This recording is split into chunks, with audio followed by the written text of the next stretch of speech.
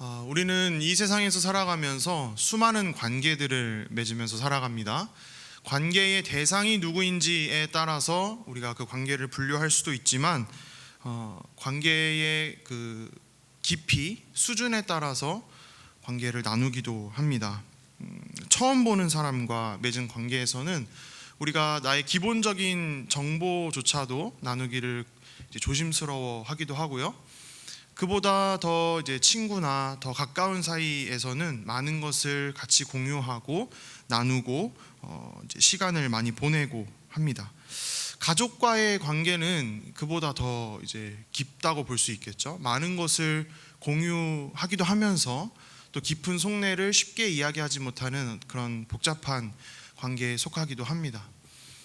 또 나 자신과의 관계는 어떻습니까? 아무도 없는 시간에 나 혼자 있을 때 드러나는 나의 어떤 모습이나 그런 마음들이 있겠죠.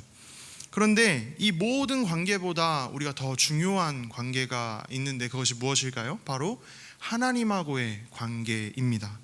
내가 하나님 앞에서 어떤 모습으로 나아가고 있는지, 내가 하나님께 어떤 모양으로 나아가고 있는지, 또 하나님께 내가 무엇을 받고 있는지가 굉장히 중요하다는 것입니다. 이 하나님과의 관계가 제대로 서 있지 않으면 다른 모든 관계에서 영향을 받게 됩니다. 아무리 가족과 친구들과 이야기를 나누고 또 시간을 보낸다 할지라도 우리 내면의 어떤 답답함, 또 외로움, 해결되지 못한 문제들이 발생하여서 다른 관계에 있어서 영향을 받게 되고, 특별히 또 짜증이 많이 나고 화가 나고 일이 잘 풀리지 않는 것을 볼 수가 있습니다. 이렇듯 하나님과의 관계가 우리의 인생에서 가장 중요한데, 우리가 하나님과의 관계를 잘 맺기 위해서 가장 중요한 첫 번째 단계가 우리가 하나님 앞에서 의롭다 칭함을 받는 것, 우리가 구원을 받는 것이 가장 중요하고 가장 기초가 되는 단계입니다. 그 구원을 받고 우리가 의롭다 선언함을 받고 나서 그 다음 하나님하고의 관계가 시작이 되는 것이죠. 그 선언에 근거하여서 우리가 계속해서 매일매일 순간순간 하나님하고의 관계를 잘 이루어 나가야 하는 것입니다. 갈라디아서에서 계속 이야기하는 것이 바로 이것입니다. 내가 어떻게 하여서 의롭다 칭함을 받게 되었는가, 무엇이 우리가 구원을 받을 수 있도록 하는가, 의롭게 되는 것이 무엇을 통해서 이루어지는가에 대한 이야기가 이 갈라디아서에 등장을 하고 있습니다. 계속 들어와서 아시겠지만 갈라디아 사람들은 믿음을 통해서 의롭다 칭함을 받았음에도 불구하고 율법이 있어야 완성된다라고 하는 거짓 교사들의 가르침에 흔들렸습니다. 그들이 이제 성령을 받아서 자신들이 진정한 구원을 받았음을 이미 확인을 했음에도 불구하고 거짓 교사들의 가르침에 흔들리게 된 것이죠. 사람들이 이 의롭다 칭함을 받기 위한 방법으로 보통 세 가지를 생각을 합니다. 첫 번째는 100% 율법에 의존하는 것입니다. 두 번째는 예수 그리스도를 믿지만 거기에 율법적인 행위를 더하는 것이고, 세 번째는 온전히 예수 그리스도만 의지하는 것입니다. 바른 복음을 믿고 바른 신앙을 가지고 있는 사람은 당연히 이 첫 번째는 아니고 이 세 번째가 우리의 방법이 되어야 된다는 것을 알고 있지만, 우리의 그 세 번째 방법이 이론에만 그칠 때가 종종 있습니다. 우리 자신의 삶을 되돌아보면 우리가 이 가운데 있는 두 번째 방법을 따를 때가 종종 있다고 하는 것이죠. 내가 이 믿음으로만 나가게 되면 뭔가 2% 부족한 듯한 느낌이 들고, 내가 하나님 앞에서 무언가 갖추고 또 무언가 채우고 나가야 된다라고 하는 착각을 할 때가 있다고 하는 것입니다. 우리가 구약의 백성들을 보면 때로 답답할 때가 있으시죠? 아니, 하나님께서 몇 번의 기회를 이렇게 주시는데도 왜 또 죄짓고 또 회개해서 벌받아서 회개하고, 그런데 또 죄짓고, 왜 그럴까? 갈라디아 교회 성도들을 볼 때도 그렇습니다. 바울이 진정한 참된 복음을 전했는데 그들이 그리고 성령을 체험했지 않습니까? 지난 시간에 살펴봤던 것처럼 성령을 체험해서 그들이 직접적으로 경험을 했음에도 불구하고 왜 이런 거짓된 복음에 흔들렸을까? 때로는 답답한 마음이 우리 안에 들 때가 있습니다. 그런데 우리 자신을 가만히 돌아보면 결국 우리의 모습이 바로 이 이스라엘 백성들과 또 갈라디아 교회 성도들의 모습과 똑같은 모습인 것을 보게 됩니다. 매일매일 같은 죄에 넘어지고 바른 말씀을 교회에서 듣고 있음에도 불구하고 우리가 넘어지고 세상적인 기준을, 잘못된 가르침을 따르는 모습을 내 안에서도 발견할 때가 있다고 하는 것입니다. 율법의 행위를 의지하는 것도 마찬가지입니다. 믿음으로만 구원받고 하나님께 나아가기만 하면 된다라고 입으로는 고백을 하면서 우리의 행위에 있어서는, 우리의 신앙 생활에 있어서는 내가 하나님 앞에 나갈 때 무언가를 해야 되지 않을까라는 생각이 우리 안에 있을 수가 있다고 하는 것입니다. 내가 이런 부족한 모습으로 하나님 앞에 나아가면 하나님이 나를 받아주실까? 내가 내 자신을 보더라도 이렇게 꼴보기가 싫은데 하나님이 나를 기쁘게 받으실까? 이런 생각이 우리 안에 들게 되는 것이죠. 이러한 생각이 결국에는 무엇으로 이어지냐면 율법적인 행위를 의지하는 것으로 이어지게 됩니다. 내가 예배에 빠지면 안 되겠지? 내가 성경을 그래도 조금 더 읽어야 되겠지? 이런 것들에 집착하게 되는 것이죠. 오늘 바울은 계속해서 이 율법이 왜 답이 될 수 없는지를 말해주고 있습니다. 왜 율법이 구원의 방법이 아닌지, 왜 믿음이 진정한 구원의 방법인지, 왜 율법보다 믿음이 더 우선되고 중요한 것인지를 오늘 말씀을 통해 함께 살펴보기를 원합니다. 바울은 본문을 세 부분으로 나눠서 믿음과 율법의 관계를 설명합니다. 우리 첫 번째 논지를 같이 한번 읽어볼 텐데요. 제가 질문 부분을 읽으면 여러분들이 밑에 있는 답변을 읽어주시면 되겠습니다. 첫 번째, 율법이 구원의 방법이 아닌 이유는 무엇입니까? 사람의 행위로는 완벽하게 지킬 수 없기 때문입니다. 바울은 너희들이 율법책에 기록된 것을 100% 지킬 수 있느냐라고 질문을 합니다. 10절 보시면 무릇 율법 행위에 속한 자들은 저주 아래 있나니 기록된 바 누구든지 율법책에 기록된 대로 모든 일을 항상 행하지 아니하는 자는 저주 아래에 있는 자라 하였음이라. 기록된 바, 이 신명기 27장 26절에 있는 말씀을 바울이 지금 인용하고 있는 것인데요, 율법을 지키지 않는 자에게는 저주가 있을 것이다 라고 하는 내용입니다. 율법책에 기록된 대로 모든 일, 모든 것을 지키지 않는다 라고 하는 것은 결국에 단 한 가지만 어기더라도 모든 것을 지키지 않는 것이 된다고 하는 것입니다. 그러니까 단 하나만 어기더라도 죄인으로 규정되고 단 하나만 지키지 못하더라도 저주 아래에 있게 되는 것입니다. 거기다가 지금 이 갈라디아 교회를 흔들고 있는 거짓 교사들은 율법 전체를 가지고 이야기하는 것이 아니라 할례나 또 절기법이나 음식법 이런 것과 같은 몇 가지의 어떤 행위적인 것만을 가지고 지금 주장을 하는 것입니다. 이것을 열심히 지키는 것을 중요하게 자랑으로 여겼다는 것이죠. 그러면서 이방인들도 이것을 지켜야 아브라함의 유업을 받을 수 있다라고 주장했던 것입니다. 그러니까 바울이 이야기를 하는 것이에요. 율법 그 자체, 율법 전체든지 아니면 율법의 몇 가지 행위든지 뭐가 됐든지 간에 율법을 100% 지키지 않으면, 단 한 개라도 빠뜨리게 되면 너희는 저주 아래에 있게 되는 것인데 너희가 그것을 다 지킬 수 있느냐라고 질문하고 있는 것입니다. 그래서 율법으로는 의롭게 될 수 없음을 지금 갈라디아 교회 성도들에게 설명하고 있습니다. 또 두 번째로 우리 11절을 다시 한번 읽어보겠습니다. 또 하나님 앞에서 아무도 율법으로 말미암아 의롭게 되지 못한 것이 분명하니 이는 의인은 믿음으로 살리라 하였음이라. 아멘. 하박국 2장 4절 말씀입니다. 의인은 믿음으로 살리라. 바울이 또 이야기하는 것이에요. 아무도 율법으로는 의롭게 될 수 없다라고 지금 성경 말씀에 기록이 되어 있는데 너희들이 지금 율법으로 의롭게 될 수 있느냐 질문하고 있는 것입니다. 여러분 잘 아시는 것처럼 율법은 우리가 죄인임을 확인시켜 줄 뿐입니다. 우리가 죄인임을 확인시켜 줄 뿐이고 우리가 구원을 받게 되는, 우리가 의롭게 되는 믿음의 원리는 바로 믿음을 통해서 하나님께서 은혜로 주신 것이라는 것입니다. 믿음이 바로 정답인데 왜 율법으로 너희가 의롭게 되려 하느냐, 성경 말씀에 근거하여서 바울이 지금 질문을 하고 있습니다. 그래서 바울이 왜 믿음이 대안인지, 믿음이 왜 정답인지를 이제 설명을 해주고 있습니다. 우리 두 번째 논지를 같이 한번 읽어보겠습니다. 마찬가지로 제가 읽으면 밑에를 읽어주시기 바랍니다. 두 번째, 왜 믿음이 대안입니까? 네, 우리 13절 같이 한번 보겠습니다. 그리스도께서 우리를 위하여 저주를 받은 바 되사 율법의 저주에서 우리를 속량하셨으니 기록된 바 나무에 달린 자마다 저주 아래에 있는 자라 하였음이라. 아멘. 사람이 신명기에 나와 있는 말씀인데, 사람이 죽을 죄를 지으면 죽여서 나무에 달라, 그리고 밤새 나무에 두지 말고 바로 장사해서 하나님의 땅을 더럽히지 말라라고 하는 그 율법의 내용이 나와 있습니다. 그것을 지금 바울이 인용하면서 나무에 달린 자는 하나님의 저주를 받은 자다라고 이야기를 합니다.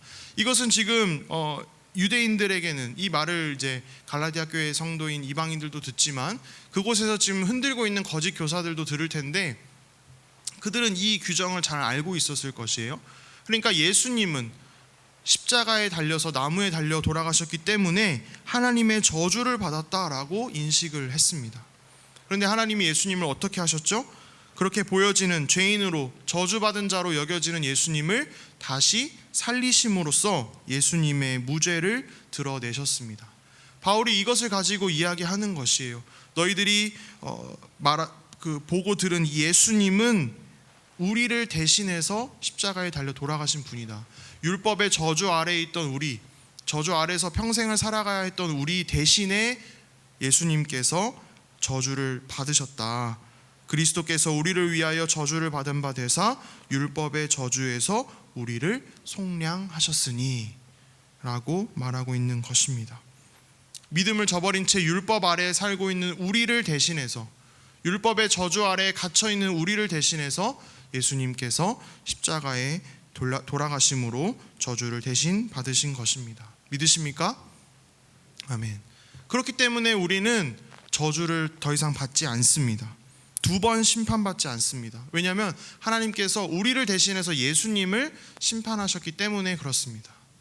더 나아가서 우리는 우리의 죄를 예수님께서 대신 죄값을 치러주셨기 때문에 죄가 없이 의롭다라고 여겨지게 됩니다. 그리스도께서 오셔서 율법 아래에 있는 우리를 대신해서 그 저주를 받으셨고 죄값을 치러주셨기 때문에 우리를 다시 율법의 저주 아래에 널 리가 없다라고 바울이 지금 이야기를 하고 있는 것입니다. 14절 보십시오. 이는 그리스도 예수 안에서 아브라함의 복이 이방인에게 미치게 하고 또 우리로 하여금 믿음으로 말미암아 성령의 약속을 받게 하려 함이라. 우리로 하여금 믿음으로 말미암아 성령의 약속을 받게 하신다. 바울이 또 이야기를 하고 있습니다. 믿음이 대안이고 오직 믿음으로만 구원에 이를 수 있다고 하는 것을, 성령의 약속을 받을 수 있다고 하는 것을 바울이 강력하게 권고하고 있는 것입니다. 바울은 15절부터 이 약속에 대해서 이제 부연 설명을 합니다. 이번에는 인간적인 관점에서 논리적으로 설명을 하는데, 우리 세 번째 그 논지를 같이 한번 읽어보겠습니다. 세 번째, 왜 믿음이 율법보다 우선됩니까? 하나님께서 율법보다 약속을 먼저 주셨기 때문입니다. 15절부터 우리가 마지막 읽은 18절까지의 내용을 요약하자면 바로 이것입니다. 하나님께서 율법보다 약속을 더 먼저 주셨다고 하는 것입니다. 먼저 15절 보시면 사람의 약속이라도 한번 체결된 약속은 절대 없어지거나 더해질 수가 없다라고 이야기를 합니다. 우리가 때로는 약속을 잘 지키지 못할 때도 있습니다. 여러 가지 이유로 또 까먹어서 지키지 못할 때가 있지만 어쨌든 약속이라고 하는 것은 깨지 않는 것을 원칙으로 하죠. 약속이 한번 시작이 되면 고칠 수가 없다고 하는 것입니다. 바울은 그와 마찬가지로 하나님의 약속 또한 마찬가지로 고칠 수가 없다, 바뀌어질 수가 없다라고 하는 것을 먼저 강조합니다. 그 다음에 중요한 것은 이 약속이 너희들이 지금 집착하고 있는, 중요하다고 생각하고 있는 율법보다 더 먼저 우리에게 주어졌다라고 하는 것을 말합니다. 우리 17절을 같이 한번 읽어보겠습니다. 내가 이것을 말하노니 율법이 폐기하지 못하고 그 약속을 헛되게 하지 못하리라. 아멘. 아브라함이 지금 하나님으로부터 약속을 받은 시점에서 언약이 주어지기까지 430년이라고 하는 긴 시간이 있었다. 약속이 먼저 주어지고 그 다음에 언약이 430년 뒤에 주어졌다라고 하는 것을 이야기합니다. 그러니까 어떻습니까? 이 약속에 먼저 주어진 약속의 성취 여부는 이 430년 뒤에 있는 율법이 좌지우지하지 못한다라고 하는 것을 이야기하는 것입니다. 18절도 보시면 만일 그 유업이 율법에서 난 것이면 약속에서 난 것이 아니리라. 그러나 하나님의 약속으로 말미암아 아브라함에게 주신 것이라.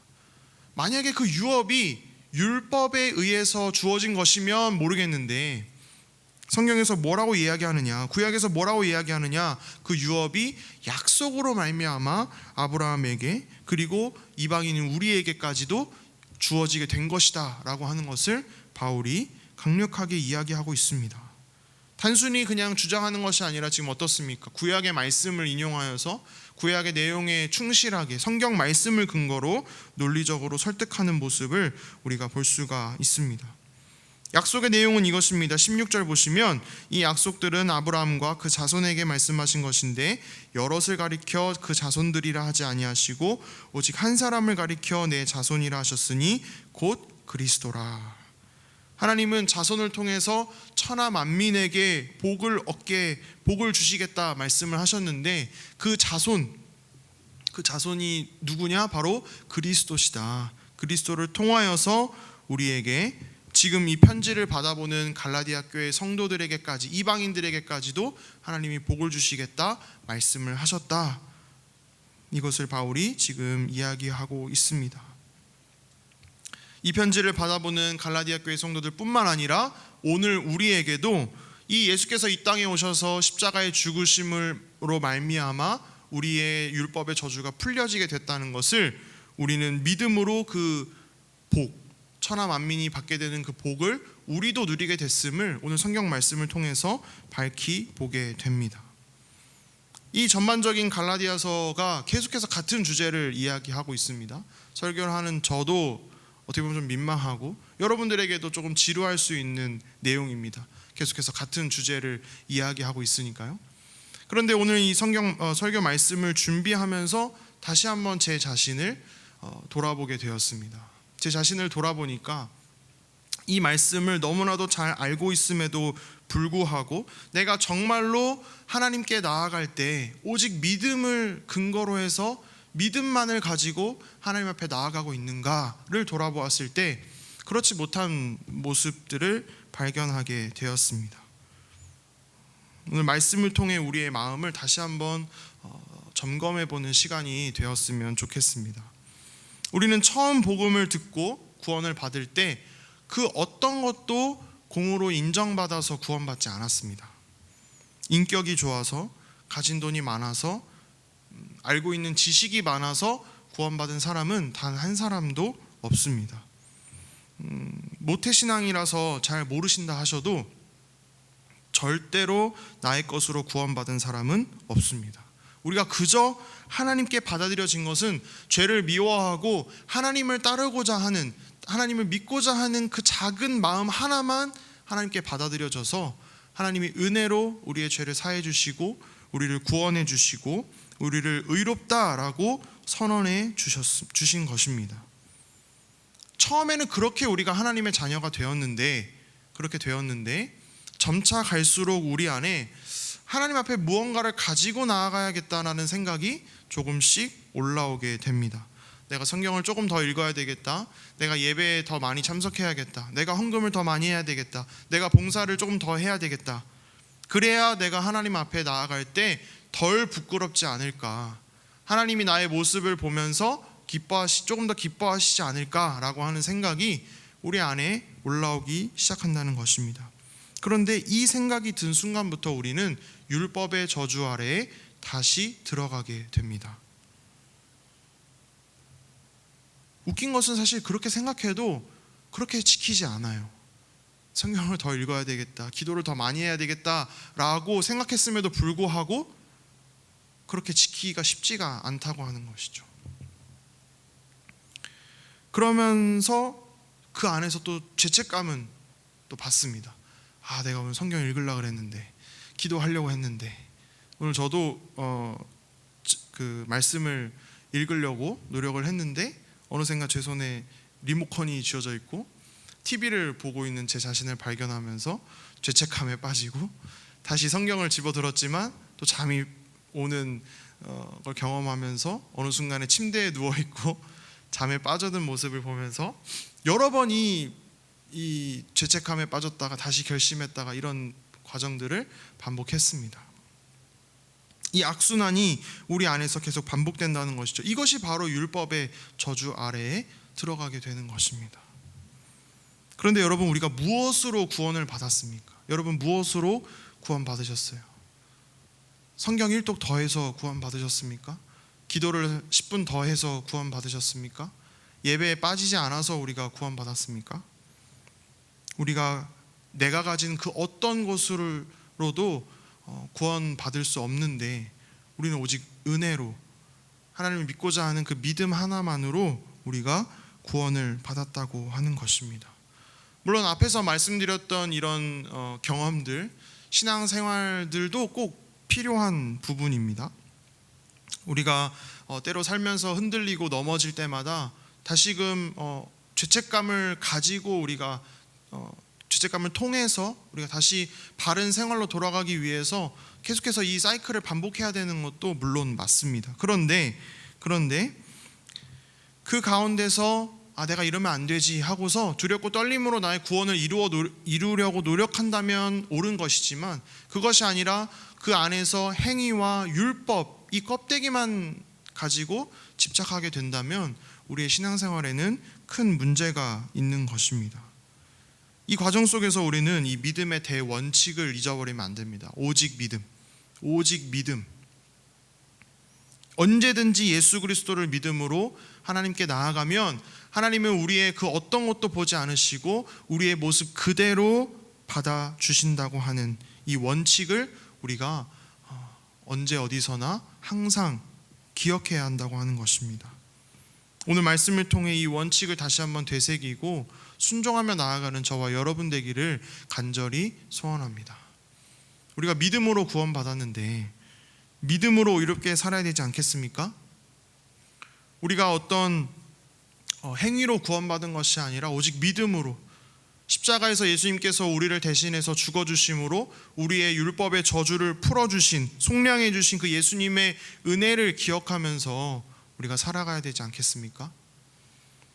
오직 그리스도밖에 없음을, 오직 믿음밖에 없음을 기억하는 오늘 저와 여러분 되기를 간절히 소원합니다. 오늘 말씀을 통해 다시 한번 새롭게 거듭나고 오직 믿음만을 의지하는 저와 여러분 되시기를 주님의 이름으로 간절히 소원합니다. 기도하겠습니다.